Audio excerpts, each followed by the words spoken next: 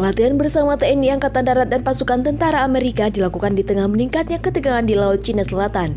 Ada apa ini? TNI Angkatan Darat Republik Indonesia menggelar latihan bersama pasukan tentara Amerika sejak tanggal 1 sampai 14 Agustus 2021. Latihan bersama yang juga dikenal sebagai Garuda Shield ini dilakukan untuk yang ke-15 kalinya. Latihan bersama ini bukan hanya untuk meningkatkan persahabatan, tetapi juga untuk mengasah kemampuan teknis di antara pasukan dari kedua negara. Latihan bersama ini menjadi sorotan banyak pihak karena diselenggarakannya bersamaan dengan meningkatnya ketegangan di Laut Cina Selatan. Betapa tidak, saat kapal induk Inggris hendak melintas Laut Cina Selatan menuju Singapura, sempat di-warning oleh Cina agar tidak melewati Laut Cina Selatan. Tapi pihak Angkatan Laut Inggris tidak menghiraukan peringatan Beijing tersebut. Kapal induk Inggris HMS Queen Elizabeth tetap melaju menuju Singapura untuk melakukan latihan dengan Angkatan Laut Singapura. Cina sendiri mengungkapkan kesiapannya untuk berperang. Setelah sejumlah kapal induk penyerang Inggris memasuki Laut Cina Selatan, Cina menganggap manuver kapal induk Inggris di Laut Cina Selatan itu sebagai aksi provokasi. Saat ini Cina mengklaim Laut Cina Selatan sebagai milik mereka. Atas pengakuan sepihak tersebut membuat Cina membangun pangkalan dan karang artifisial di Laut Cina Selatan. Selain Inggris, ternyata Jerman pada akhir bulan Juli lalu mengirimkan kapal perang ke Laut Cina Selatan. Pengiriman kapal perang Jerman ke Laut Cina Selatan ini untuk pertama kali dalam 2 dekade terakhir, untuk bergabung bersama negara barat lainnya. Akhir bulan Juli lalu, Amerika juga telah mengirim lebih dari 2 lusin pesawat tempur siluman F-22 ke sebuah latihan di Pasifik Barat. Penyebaran jet-jet kuat yang luar biasa besar ini diyakini untuk mengirimkan pesan yang kuat kepada musuh di Cina. Adakah kaitan antara latihan bersama Garuda Shield di Pulau Sumatera dengan meningkatnya ketegangan di Laut Cina Selatan? Apakah ketegangan di Laut Cina Selatan ini bisa memicu terjadinya Perang Dunia Ketiga? Nah, untuk mengetahui perkembangan situasi tersebut, FNN TV melakukan wawancara eksklusif dengan mantan Panglima TNI, Jenderal TNI Purnawirawan Gatot Nurmantio. Assalamualaikum warahmatullahi wabarakatuh. Para pemirsa FNN TV, kembali bertemu bersama saya Cahya Gunawan dalam acara dialog bersama tokoh penting. Tokoh kali ini adalah mantan Panglima TNI, Jenderal TNI Purnawirawan Gatot Nurmantio. Kali ini kita akan membicarakan tentang latihan bersama antara TNI Angkatan Darat dengan pasukan Amerika, serta ketegangan di Laut Cina Selatan. Kita sapa dulu Pak Gatot Nurmantio. Apa kabar Pak Gatot? Alhamdulillah baik, terima kasih. Pemirsa FNN TV, seperti kita ketahui, mulai tanggal 1 Agustus 2021 sampai 14 Agustus 2021 diadakan latihan bersama antara TNI Angkatan Darat Republik Indonesia dengan pasukan Amerika di Pulau Sumatera. Nah, sekarang latihan sedang berlangsung dan pada saat yang sama di Singapura juga ada latihan bersama antara Angkatan Laut Singapura dengan Angkatan Laut dari Inggris. Nah, yang menarik adalah ketika kapal induk dari Inggris hendak ke Singapura melalui Laut Cina Selatan, pihak Beijing sudah me-warning agar kapal induk tidak melewati Laut Cina Selatan. Tapi akhirnya kapal induk tetap melewati Laut Cina Selatan. Nah, ini memang dua kejadian yang berbeda antara latihan bersama antara pasukan TNI AD dengan pasukan Amerika di satu sisi, di sisi yang lain ada latihan bersama antara pasukan Angkatan Laut Singapura dengan Inggris. Nah, kita untuk mengetahui lebih jauh tentang Garuda Shield atau latihan bersama antara TNI AD dengan pasukan Amerika, kita mewawancari Pak Gatot yang juga dia mantan Kepala Staf Angkatan Darat dan juga Panglima TNI. Nah, Pak Gatot, apakah latihan bersama antara TNI AD dengan pasukan Amerika ini ada kaitan nggak dengan latihan bersama antara pasukan TNI Angkatan Laut Singapura dengan Inggris, Pak? Baik, terima kasih. Jadi kalau antara kaitan atau tidaknya jelas tidak ada kaitannya karena yang di Indonesia ini adalah Angkatan Darat dari Amerika dan dari Indonesia, sedangkan di Singapura kan Angkatan Laut. Singapura dengan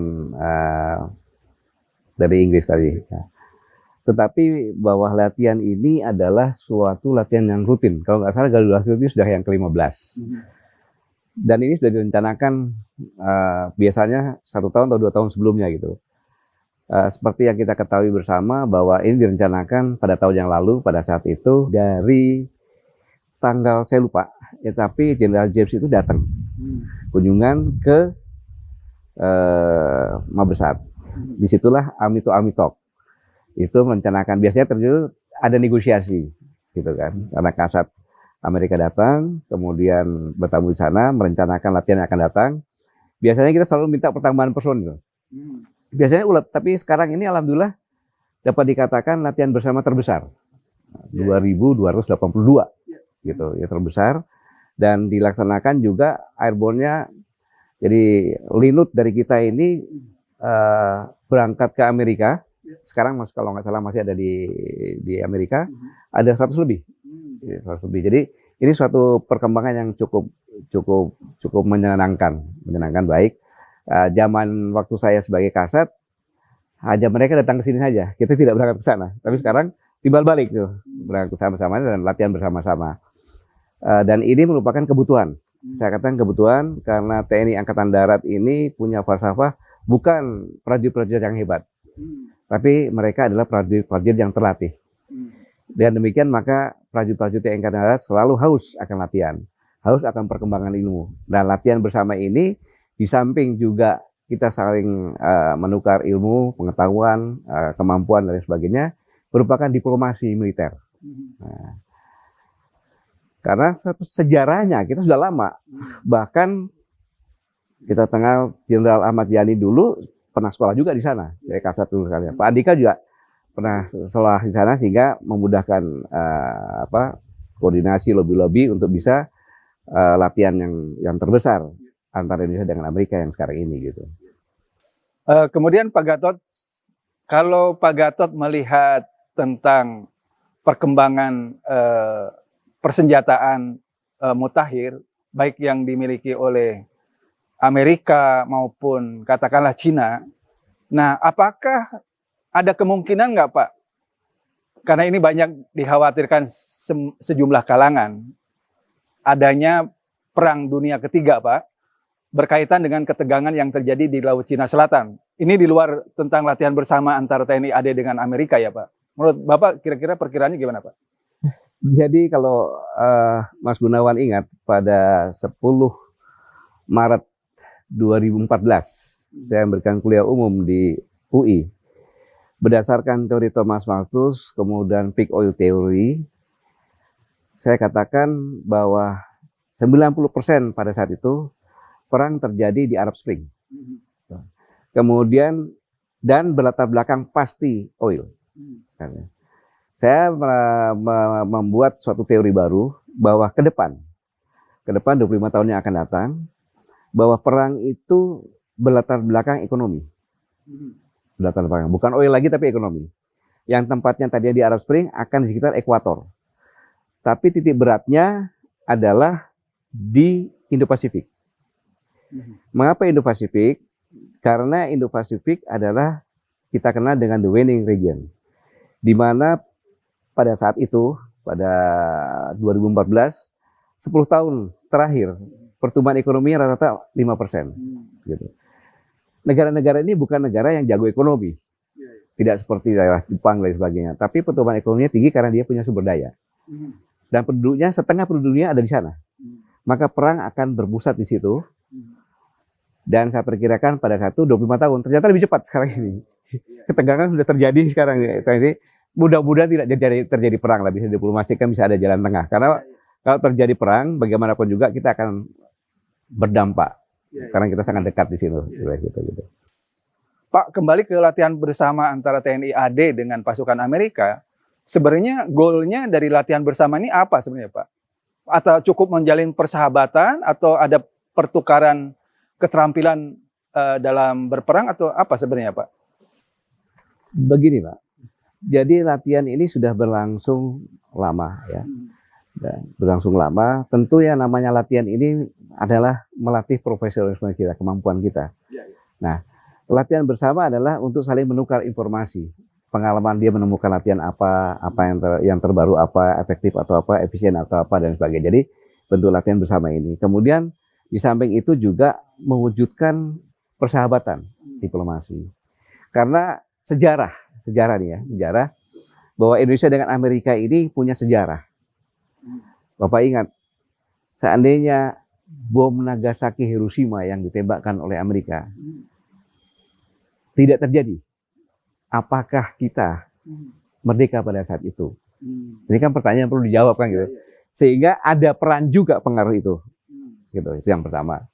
Yang kedua, kita tahu bahwa pada tahun 1949 kan Belanda masuk lagi. Keluar kan atas tekanan Amerika. Ya kan? Keluar atas tekanan Amerika gitu, 49. Kemudian kita ingat lagi 1969. Dewan Keamanan PBB memutuskan Papera, kan gitu. Itu kan Amerika juga, presidennya Kennedy waktu itu, gitu kan. Bahwa Irian Barat secara sepakat PBB bagian dari wilayah negara kesatuan Republik Indonesia. Presiden Kennedy berperan, Amerika. Kemudian waktu perayaan Permesta dibantu oleh CIA. Presiden Kennedy juga yang melarang membantu. Gitu. Jadi memang Amerika punya sejarah yang tidak bisa kita pungkiri sejarahnya. Dan persahabatan ini kita kan punya prinsip. Namanya negara non blok itu adalah lebih baik.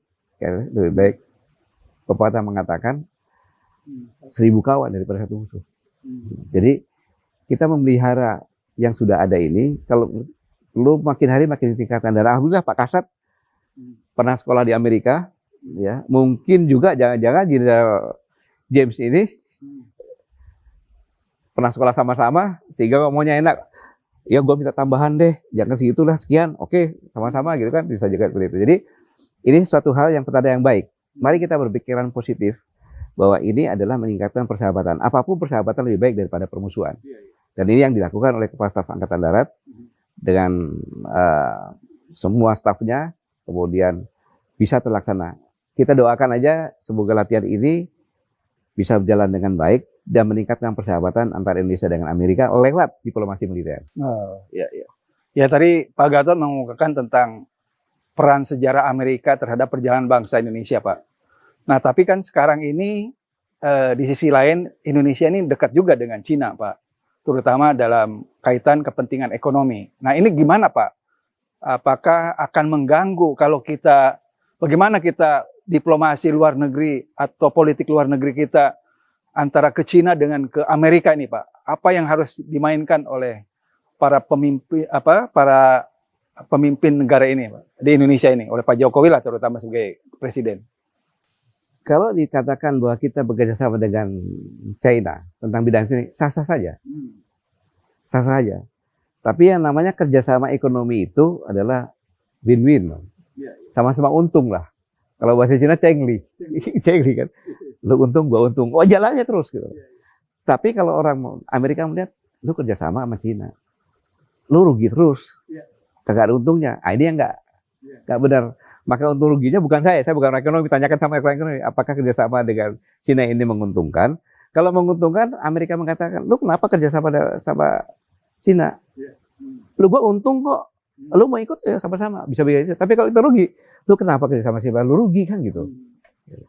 Jadi diplomasi sebenarnya gitu aja. Tapi saya tidak akan mendikte. Saya bukan siapa-siapa, saya rakyat biasa sekarang nih. Menteri Luar Negeri lebih tahu lah itu.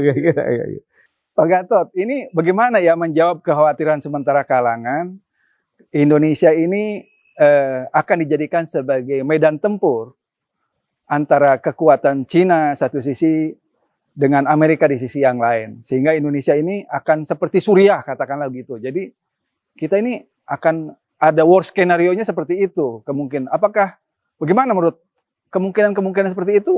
Terjadi hal-hal terburuk? Mungkin nggak terjadi, Pak Gatot ya?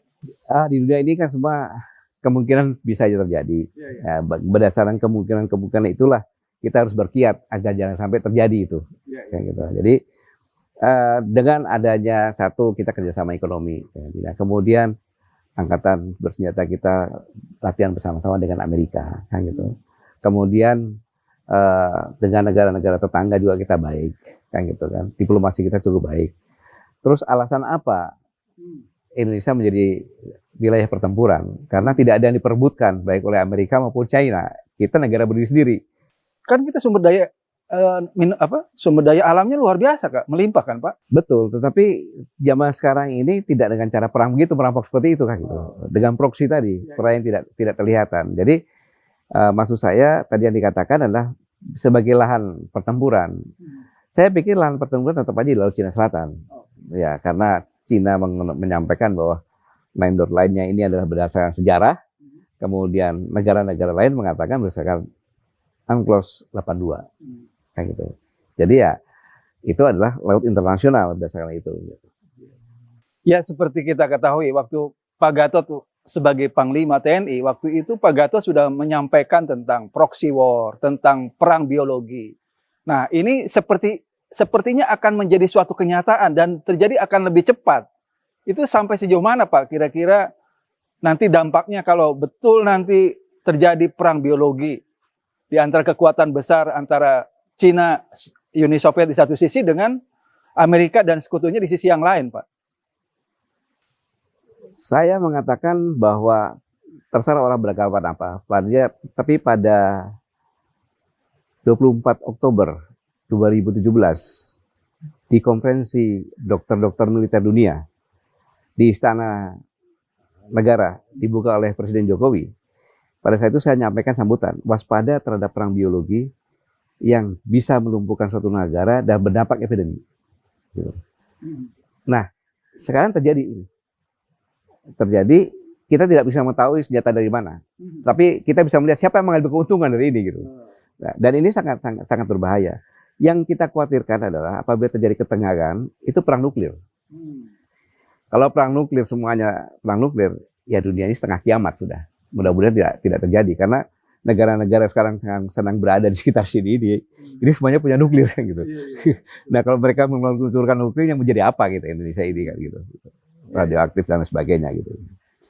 Nah, waktu Pak Gatot waktu itu masih jadi Panglima TNI, kira-kira kekuatan persenjataan dan kekuatan perang TNI kita sampai sejauh mana, Pak?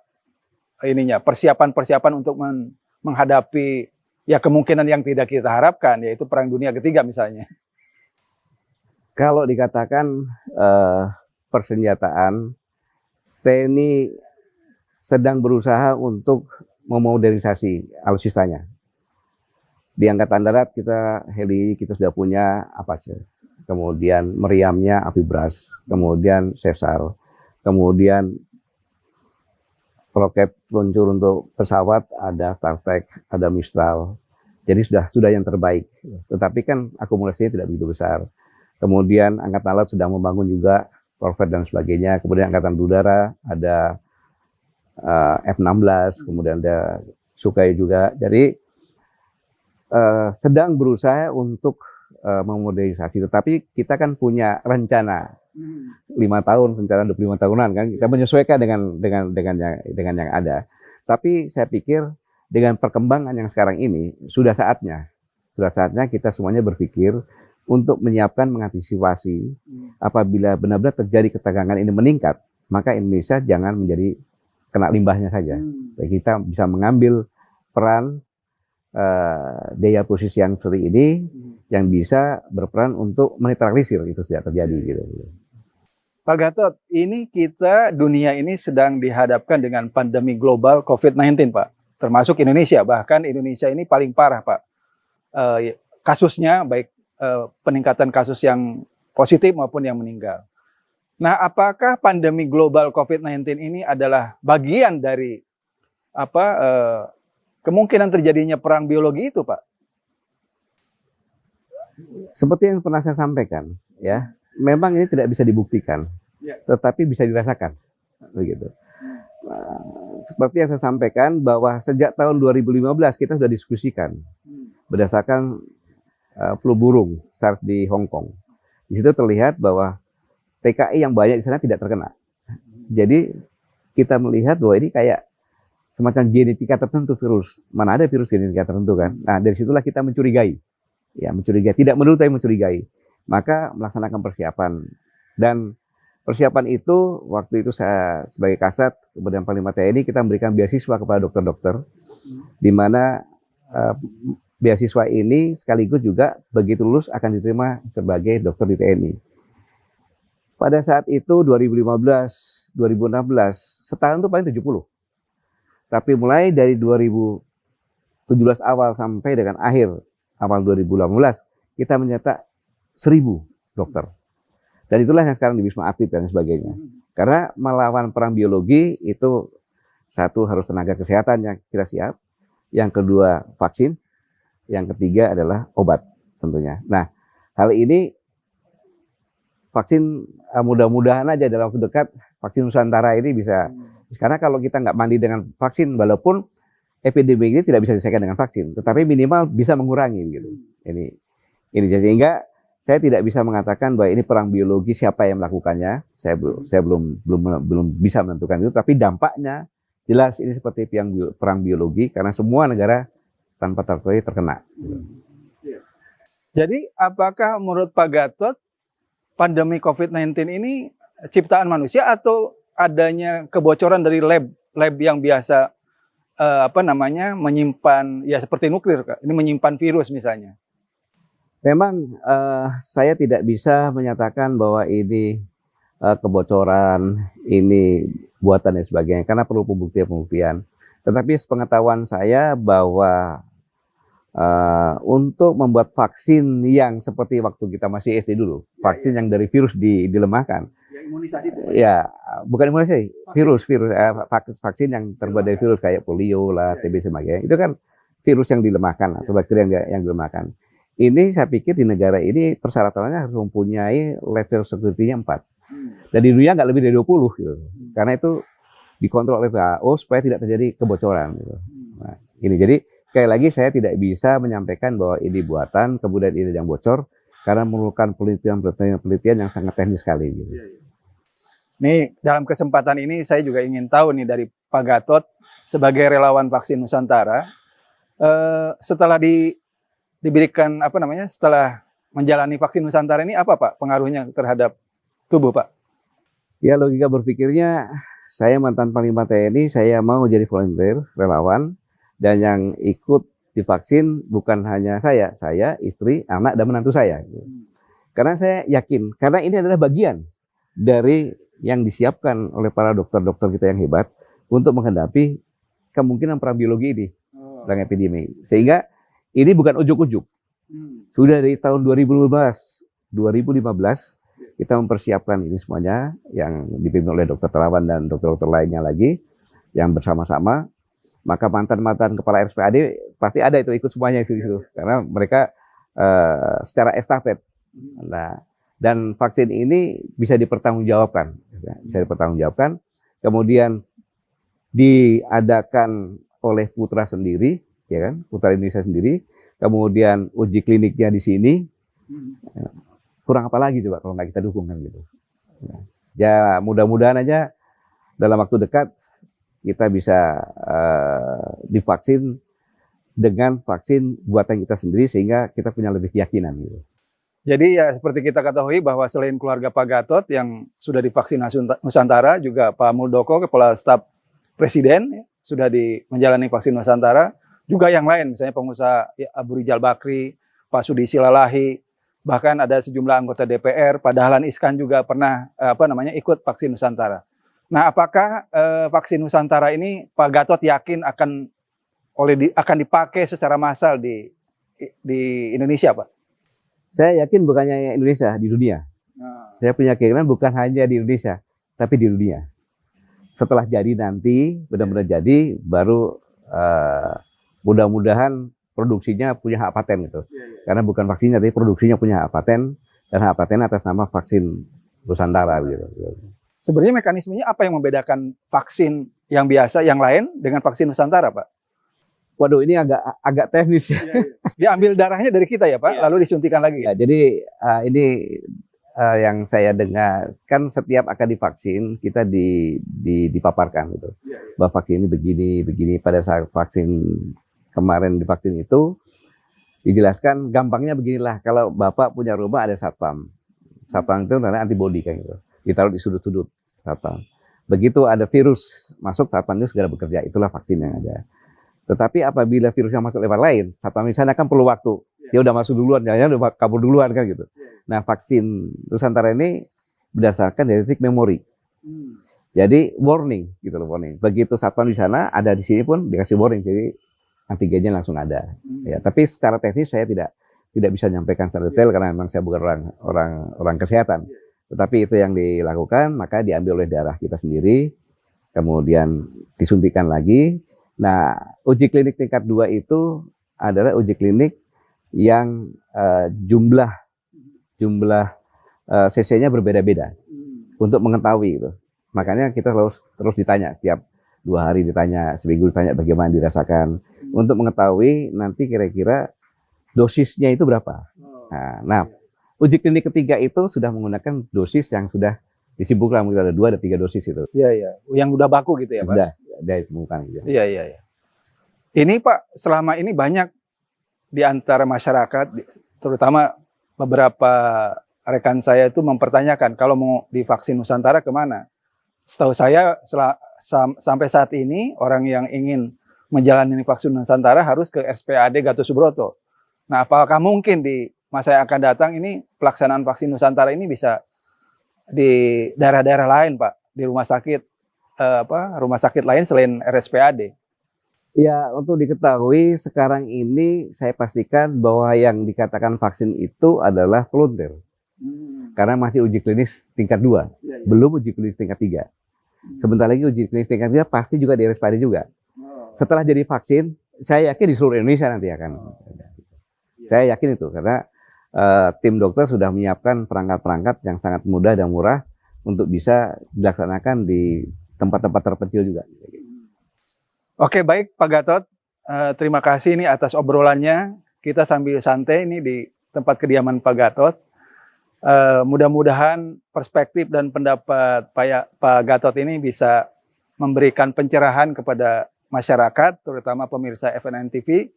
Sekali lagi terima kasih atas perhatiannya. Wassalamualaikum warahmatullahi wabarakatuh. Waalaikumsalam warahmatullahi wabarakatuh.